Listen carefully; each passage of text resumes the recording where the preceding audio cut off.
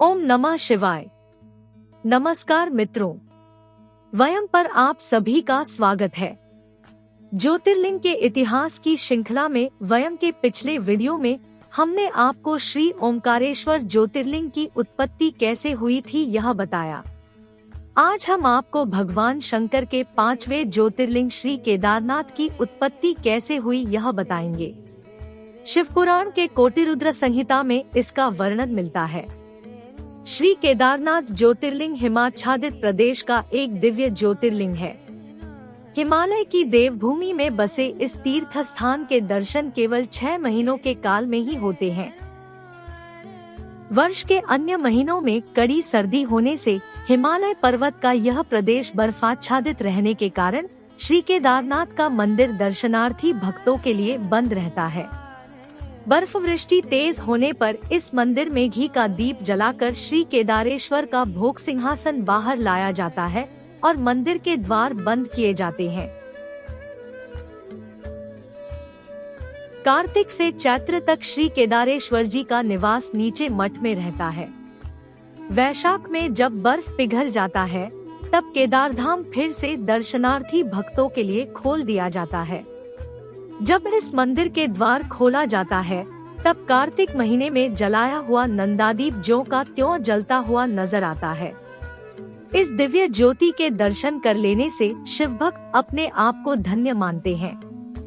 शिवपुराण के अनुसार विष्णु के नर नारायण नामक जिन 2 अवतारों ने भारत खंड में बद्रिकाश्रम में तप किया था, उनके पूजन से प्रसन्न हो भगवान शिव ने प्रसन्न हो वार मांगने को कहा। तब नर नारायण ने लोक कल्याण की कामना से यह वचन कहा, हे देवेश, हे शंकर, यदि आप प्रसन्न हैं, तो अपने स्वरूप से पूजा के निमित्त स्वयं यहीं पर निवास करें।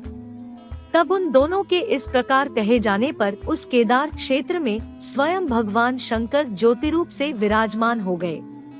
इस प्रकार उनसे पूजित हो संपूर्ण संकट तथा भय को दूर करने वाले शिवजी वहां केदारेश्वर नाम से स्वयं स्थित हो गए।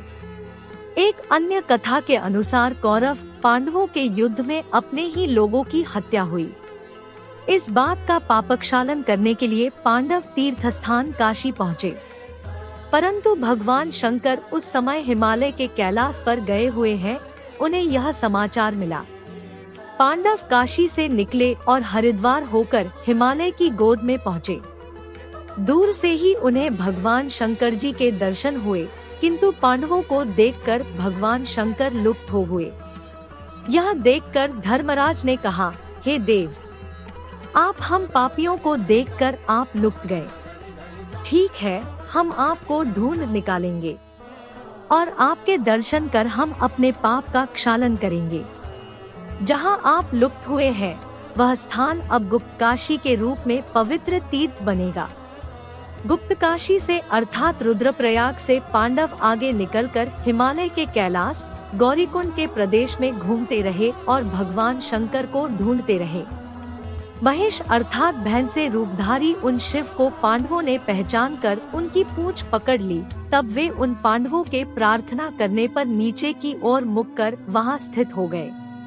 उसके बाद शिवजी ने पांडवों को पूजन करने की आज्ञा प्रदान की और उस रूप का शिरोभाग नेपाल में प्रकट हुआ और पशुपतिनाथ के रूप में जाना जाने लगा और उस रूप का पिछला भाग महेश के पीठ पर स्थित केदार अर्थात कुबड़ वहीं ऊपर रह गया और शिव जी उसी आकृति के रूप में स्थित हो गए।